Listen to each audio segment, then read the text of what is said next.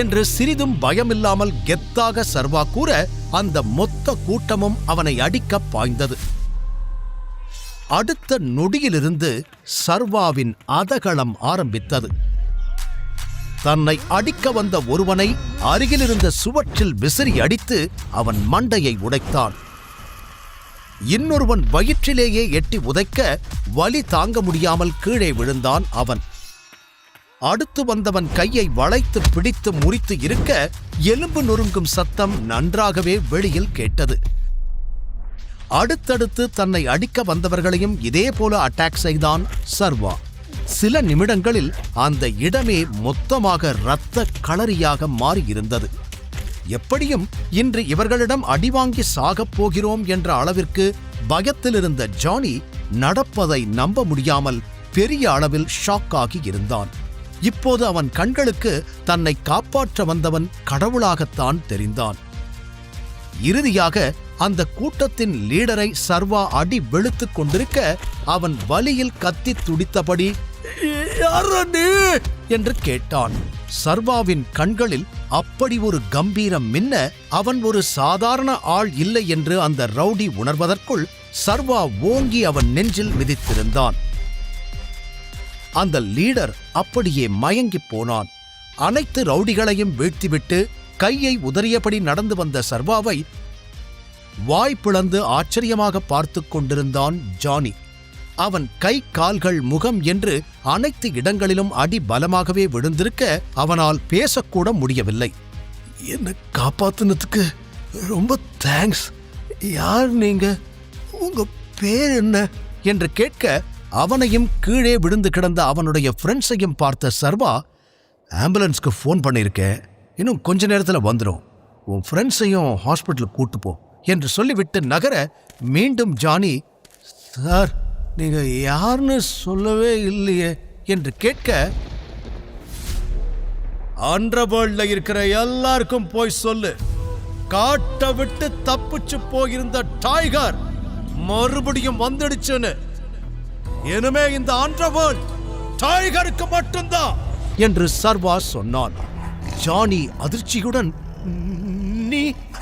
நீங்க டைகர் என்று சொல்லி தடுமாற தான் காண்பது கனவா இல்லை உண்மையா என்று கூட ஜானிக்கு புரியவில்லை. சர்வா முகத்தில் கர்ச்சீஃப் கட்டி இருந்ததால் அவன் முகத்தை முழுவதுமாக ஜானியால் பார்க்க முடியவில்லை. அதிர்ச்சியிலிருந்து மீள முடியாமல் ஜானி மேலும் எதுவும் பேசும் முன் சர்வா அங்கிருந்து கிளம்பியிருந்தான். ரவுடிகளோடு சண்டை போட்ட அவனுக்கும் சில அடிகள் விழுந்திருக்க கை கால் எல்லாம் நன்றாகவே வலித்தது. அந்த வலியுடனே வேதிகாவின் வீட்டிற்கு வந்து சேர்ந்தான். உள்ளே நுழைவதற்கு முன்பே நன்றாக மூச்சை இழுத்து விட்டு கொண்டவன், உள்ள என்ன நடந்தாலும் நிதானமாயிருக்கணும் என்று தனக்குத்தானே சொல்லிக்கொண்டு மெல்ல உள்ளே நுழைந்தான். அப்போது, எனக்கு என்ன பண்றதுன்னு ஒண்ணுமே புரியல, நாம எப்படியாவது அந்த விக்ரமன் கிட்ட இத பத்தி பேசணும், இப்போதைக்கு அவரால் மட்டும்தான் நமக்கு ஹெல்ப் பண்ண முடியும் என்று குணசேகரன் சொல்லிக் கொண்டிருக்க மொத்த குடும்பமும் அமைதியாக அவர் பேசுவதை கேட்டுக்கொண்டிருந்தனர். அனைவர் முகமும் சற்று சீரியஸாக தெரிந்தது. கூடவே ஏதோ பிரச்சனையில் இருக்கிறார்கள் என்பதையும் சர்வாவால் புரிந்து கொள்ள முடிந்தது. அது எப்படி பாசிபிள்? எனக்கு ஒன்னும் நம்பிக்கை இல்லை, இதுக்கு வேற எந்த வழியும் இல்லையா என்று தீரஜ் கேட்க, நீயே இப்படி சொன்னா என்ன அர்த்தம்? நீதான் ஏதாவது பண்ணணும், நீதான் அந்த விக்ரமனை மீட் பண்ணி பேச ஒரு வழியை கண்டுபிடிக்கணும், அவர் உனக்கு நல்லா தெரிஞ்சவர் தானே, அப்புறம் என்ன என்று குணசேகரன் தீரஜை முறைத்து பார்த்தார். சரியா சொன்னீங்க, H&T கார்ப்பரேஷன்ல இருந்து நமக்கு ஹெல்ப் கிடைக்காத வரைக்கும் நம்மளால இந்த பிரச்சனையை சரி பண்ணவே முடியாது என்று அடுத்ததாக அம்பிகா கூறினார். உடனே வேதிகா, அம்மா என்ன பேசிக்கிட்டு இருக்கீங்க? அப்படியெல்லாம் நமக்கு ஈஸியா யாரும் ஹெல்ப் பண்ணிட மாட்டாங்க. அதுவும் நீங்க சொல்ற இடம் யாரோட கட்டுப்பாட்டுல இருக்கு தெரியுமா? டைகர் கட்டுப்பாட்டுல இருக்கு. கொஞ்ச நாளாவே டைகர் திரும்பி வந்துட்டதா வேற ஒரு ரூமர் போய்கிட்டு இருக்கு. அப்படியெல்லாம் ஈஸியா நம்மளால டைகரை மீட் பண்ணிட முடியாது. அதுவும் இல்லாம டைகரை யாருமே பார்த்தது இல்லைன்னு வேற பேசிக்கிறாங்க. அதனால வேற ஏதாவது ஆப்ஷனை தான் பார்க்கணும் என்று கூறினாள். வேற வழிதானே? ஏன் இல்லாம ஒரு வழி இருக்கு, நீ மட்டும் நான் சொல்ற மாதிரி கேட்டா போதும் என்று அம்பிகா ஆரம்பிக்க அனைவரும் அவரை பார்த்தனர். நீ நம்ம பிசினஸ்ல பார்ட்னரா இருக்கிற பிரவீனை கல்யாணம் பண்ணிக்கோ, இந்த பிரச்சனையெல்லாம் ஈஸியா முடிஞ்சிடும். இந்த ஒண்ணுமில்லாத வெறும் பயலை கல்யாணம் பண்ணிக்கிட்டு நீ என்ன பண்ண போற? நான் சொல்ற மாதிரி பண்ணு, எல்லா பிரச்சனையும் முடிஞ்சிடும் என்று அம்பிகா சாதாரணமாக கூற மற்றவர்கள்தான் சற்று ஷாக் ஆகினர். அம்மா, ஏம்மா நீங்க வேற சம்பந்தம் இல்லாம பேசிக்கிட்டு இருக்கீங்க என்று வேதிகா ஏதோ பேச வர, நீ வாய மூடுடி, உனக்கு என்ன தெரியும்? நீ என்ன நினைச்சுக்கிட்டு இருக்க?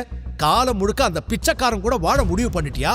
அப்படி ஒரு நினைப்பு இருந்தா இப்பவே தூக்கி போட்டுடு. உனக்கு எப்படிப்பட்ட வாழ்க்கையை அமைச்சு கொடுக்கணும்னு எனக்கு தெரியும். எல்லாத்தையும் நான் பாத்துக்கிறேன்.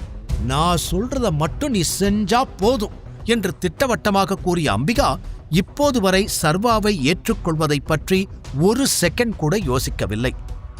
எப்படியாவது அவனை கத்தரித்து விட்டு வேறு நல்ல மாப்பிள்ளையாக பார்த்து வேதிகாவிற்கு பெரிய வாழ்க்கை அமைத்துத் தர வேண்டும் என்பதுதான் அவரது குறிக்கோள்.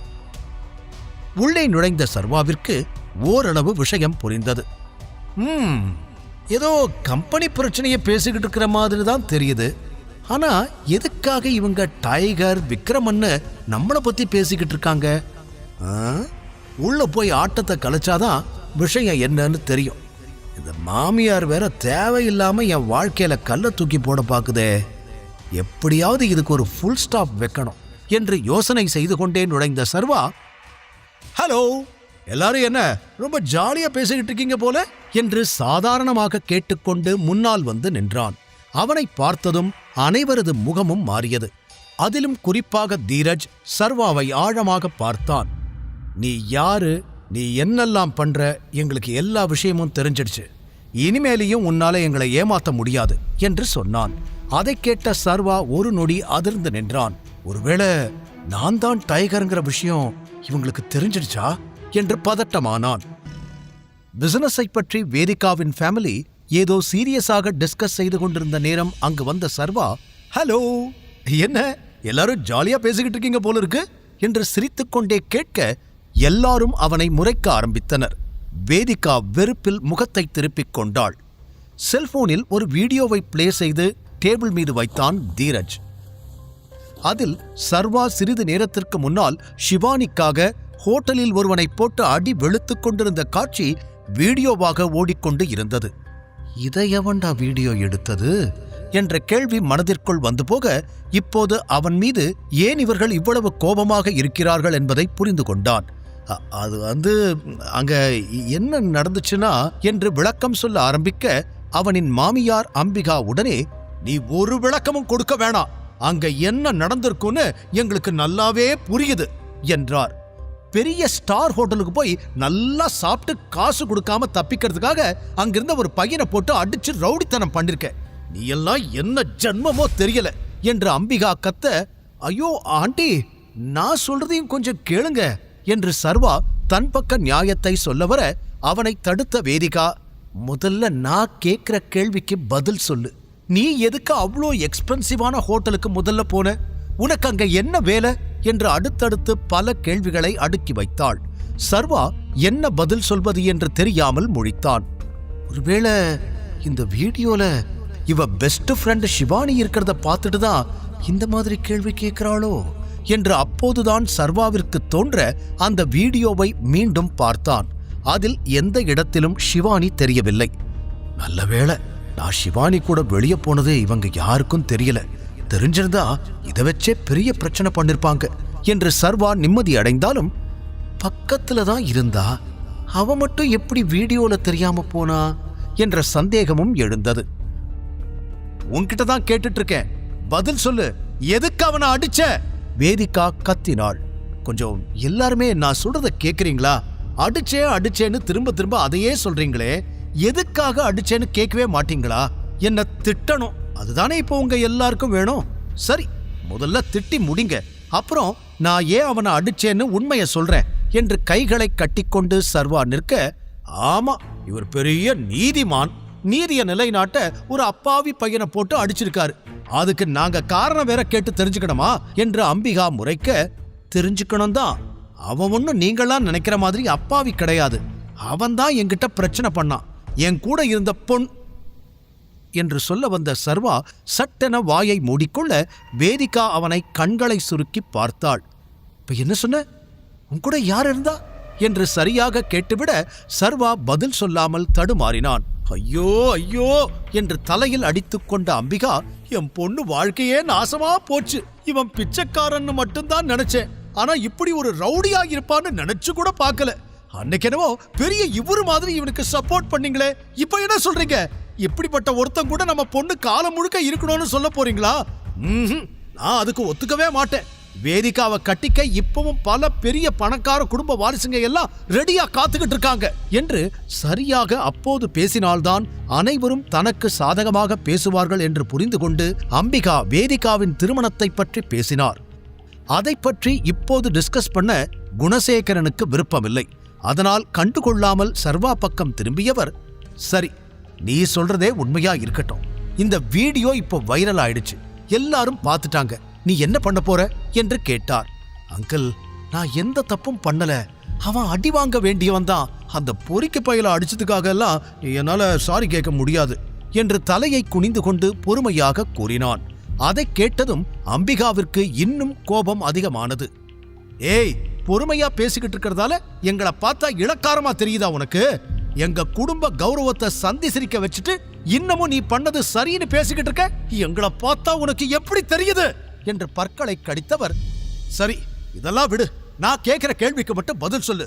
உனக்குன்னு ஒரு வேலை இருக்கா? உனக்குன்னு ஒரு குடும்பம் இருக்கா?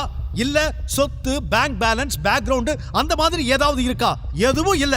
எங்க குடும்பத்துக்கு வேலைக்காரனா இருக்க கூட லாய்க்கு இல்லாத உன்னெல்லாம் மருமகனா எங்க வீட்டுக்குள்ள விட்டுருக்காரே என் மாமா, அவரை சொல்லணும் என்று மூச்சை பிடித்துக்கொண்டு அம்பிகா பேசிக்கொண்டே போக, முழு கதையையும் கேட்டு மகிழ பாக்கெட் FM ஆப்பை டவுன்லோட் செய்யுங்கள். லிங்க் டிஸ்கிரிப்ஷனில் கொடுக்கப்பட்டுள்ளது.